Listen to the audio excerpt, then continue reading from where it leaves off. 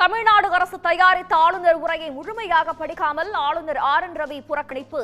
அவையின் தொடக்கத்திலும் இறுதியிலும் தேசிய கீதம் பாட வலியுறுத்தியதால் சர்ச்சை.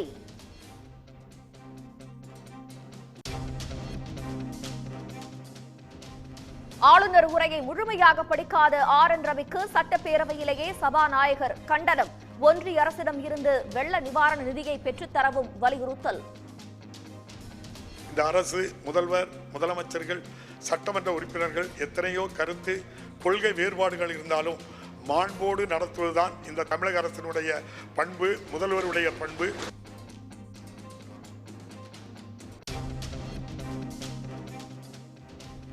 ஆளுநருக்கு எதிராக சட்டப்பேரவையில் தீர்மானம் கொண்டு வந்தார் துரைமுருகன். ஆளுநர் படிக்காவிட்டாலும் அரசு தயாரித்து கொடுத்தபடியே அவை குறிப்பில் இடம்பெறும் என்றும் தீர்மானம்.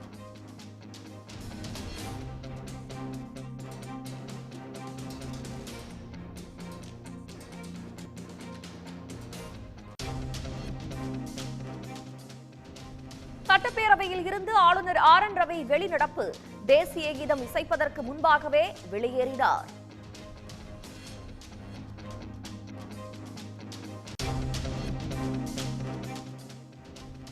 ஆளுநரின் சொந்த கருத்துக்கள் அவை குறிப்பில் இருந்து நீக்கம். அச்சிடப்பட்ட ஆளுநரின் உரையில் இருந்ததை தவிர மற்றவை நீக்கப்படும் என்று சபாநாயகர் அப்பாவு அறிவிப்பு.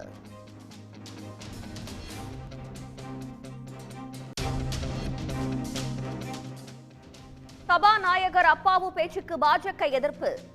மரபுப்படித்தான் ஆளுநர் நடந்து கொண்டதாக நயினார் நாகேந்திரன் விளக்கம்.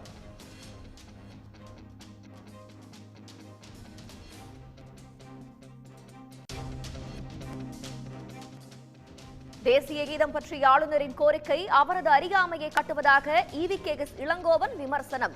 தமிழ்நாட்டில் எந்த விழாவாக இருந்தாலும் இறுதியில்தான் தேசிய கீதம் இசைக்கப்படும் என்று அரசியல் கட்சி தலைவர்கள் கருத்து.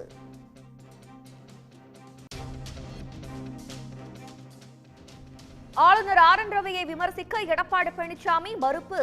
மீண்டும் மீண்டும் கேள்வி எழுப்பியும் பதிலளிக்காமல் மழுப்பல்.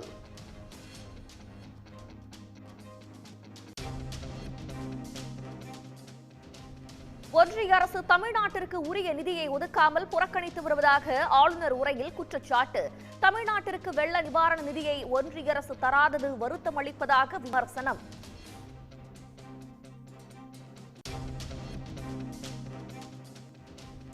ஆதி திராவிடர் பழங்குடியினர் மேம்பாட்டுக்காக புதிய சட்டம்.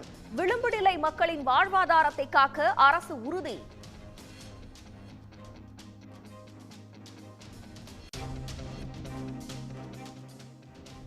குடியுரிமை திருத்தச் சட்டத்தை தமிழ்நாட்டில் ஒருபொழுதும் அனுமதிக்க மாட்டோம் என ஆளுநர் உரையில் அறிவிப்பு. சிறுபான்மையினர், இலங்கை தமிழர்களுக்கு தமிழ்நாடு அரசு எப்போதும் துணை நிற்கும் எனவும் உறுதி.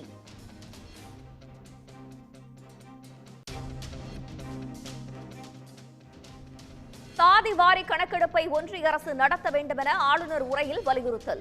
முதலமைச்சரின் கோரிக்கையை ஏற்க வேண்டும் எனவும் வேண்டுகோள்.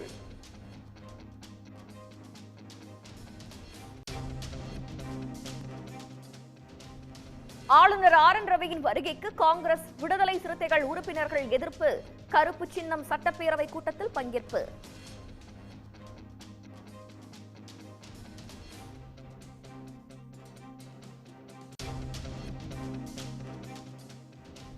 பெண் எஸ்பிக்கு பாலியல் தொல்லை கொடுத்த வழக்கு. முன்னாள் சிறப்பு டிஜிபி ராஜேஷ் தாஸிற்கு விதிக்கப்பட்ட 3 ஆண்டு சிறை தண்டனையை உறுதி செய்தது விழுப்புரம் நீதிமன்றம்.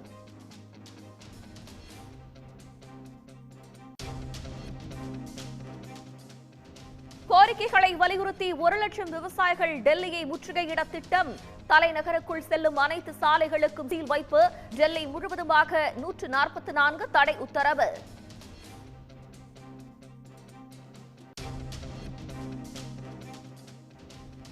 டெல்லி செல்லும் விவசாயிகள் பாதையில் முள் ஆணிகளை போடுவதா? விவசாயிகளின் குரலை எழுப்பக்கூட அனுமதி மறுப்பது என்ன மாதிரியான அணுகுமுறை என பிரியங்கா காந்தி கண்டனம்.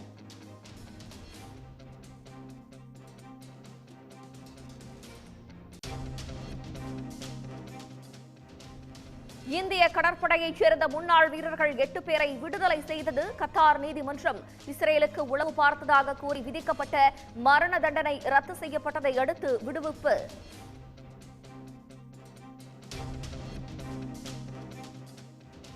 படகு என்ஜின் பழுதானதால் நடுக்கடலில் தத்தளித்த 11 தமிழக மீனவர்கள் பத்திரமாக மீட்பு. மினிக்காய் தீவு அதிகாரிகளிடம் மீனவர்களை ஒப்படைத்தது இந்திய கடலோர காவல்படை. உடனுக்குடன் செய்திகளை தெரிந்து கொள்ள சன் நியூஸ் பெல் ஐகானை கிளிக் பண்ணுங்க.